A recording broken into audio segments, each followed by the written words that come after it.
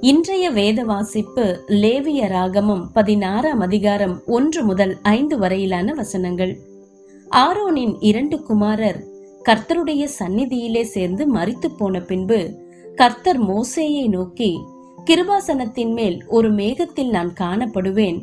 ஆதலால் உன் சகோதரனாகிய ஆரோன் சாகாதபடி பரிசுத்த ஸ்தலத்திலே திரைக்கு உட்புறத்தில் இருக்கிற பெட்டியின் மேலுள்ள கிருபாசன மூடிக்கு முன்பாக சகல வேளையிலும் வர வேண்டாம் என்று அவனுக்கு சொல். ஆரோன் பரிசுத்த ஸ்தலத்திற்குள் பிரவேசிக்க வேண்டிய விதமாவது, அவன் ஒரு காளையை பாவ நிவாரண பலியாகவும் ஒரு ஆட்டுக்கடாவை சர்வாங்க தகன பலியாகவும் செலுத்தி பிரவேசிக்க வேண்டும்.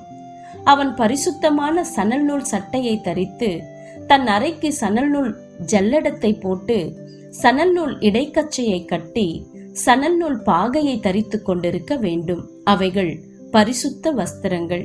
அவன் ஜலத்திலே ஸ்நானம் பண்ணி அவைகளை தரித்து கொண்டு இஸ்ரவேல் புத்திரராகிய சபையாரிடத்திலே பாவ நிவாரண பலியாக 2 வெள்ளாட்டு கடாக்களையும் சர்வாங்க தகன பலியாக ஒரு ஆட்டுக்கடாவையும் வாங்க கடவன்.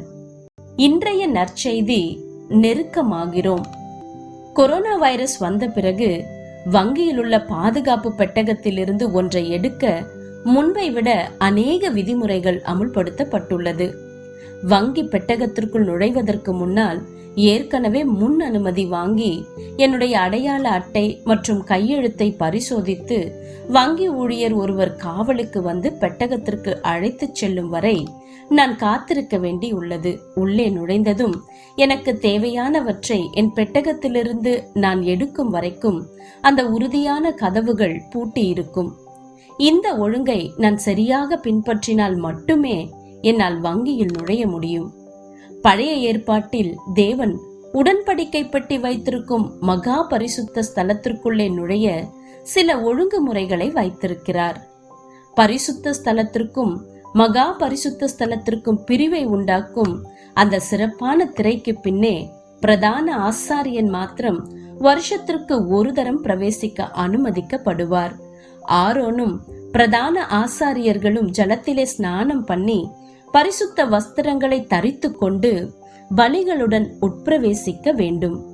தேவனுடைய கட்டளைகள் உடல் ஆரோக்கியத்திற்கும் பாதுகாப்பிற்குமான வழிமுறைகள் அல்ல, மாறாக நம்முடைய பாவ மன்னிப்பின் தேவையுடன் பரிசுத்த தேவனை எவ்வாறு நெருங்குவது என்பதை வலியுறுத்துவதற்காக கொடுக்கப்பட்டுள்ளது. இயேசுவின் மரணம் அந்த திரைச்சீலையை 2ஆக கிழியச் செய்தது. இயேசுவின் சிலுவை மரணத்தின் மூலம் பாவங்கள் மன்னிக்கப்படும் என விசுவாசிக்கிறவர்கள் எவரேனும் தேவனுடைய பிரசன்னத்திற்குள் நுழையலாம் என்பதை அது வெளிப்படுத்துகிறது. உடன்படிக்கை பெட்டியின் திரைச்சீலை 2ஆக கிழிந்த அந்த நிகழ்வு நம்முடைய நித்திய மகிழ்ச்சிக்கு காரணமாகியது. நான் எப்போது வேண்டுமானாலும் தேவனிடத்தில் நெருங்கலாம் என்பதை இயேசு சாத்தியமாக்கினார்.